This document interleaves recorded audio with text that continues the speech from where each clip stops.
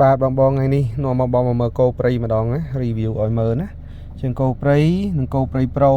អា Pro វាខុសគ្នាត្រង់ memory seat ហើយនឹងអ្នកតបោបើកបាត់នេះណានេះអូតូណាបងគ្រាន់តែចុចកន្លែងនេះទៅគឺវាបើកអូតូហើយណា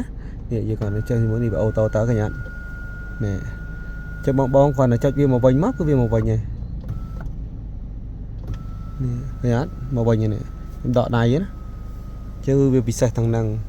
ហើយនិយាយពីខាងក្នុងទៅនើបណាមើលតែ screen មកប៉ុណ្ណានៃ screen ខាងនេះមានទាំងកន្លែងសាកថ្មវាយឥឡូវឆាចទៅ premium តែម្ដងប៊ូតុងចង្កឹះលេខអីស្រួលណាតាក់បន្តិចទេហើយគឺមានទាំងអស់ណា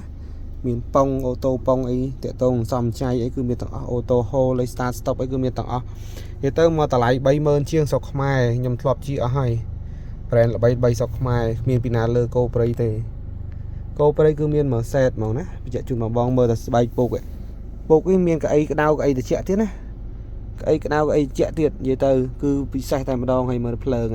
បដាច់នេះភ្លឺពិសេសណាពេលយប់មើលច្បាស់ស្អាតមិនបាច់ដាក់អស់លុយទេនិយាយទៅ premium កម្រិត premium តម្លៃ 30000 ជាងនេះមកស្រុកខ្មែរខ្ញុំធ្លាប់ជិះអស់ហើយមានពីណាស៊ីគោព្រៃទេនិយាយមែនហ្មងបងមើលនេះនិយាយទៅបងដែលបានមកសាកតេស្ត drive អីគឺពិសេសតែបានតេស្ត drive លេងចង់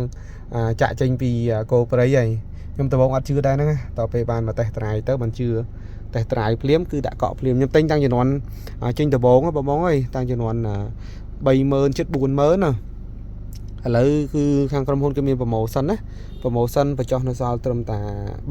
30000 ជាងទេវាចុះច្រើនចឹងបងអាចទិញបានណាដាក់កក់ទិញទៅពិសេសសម្រាប់ឡានខ្ញុំនេះដែរគឺ Pro គោព្រៃ Pro មានបើក turbo ណា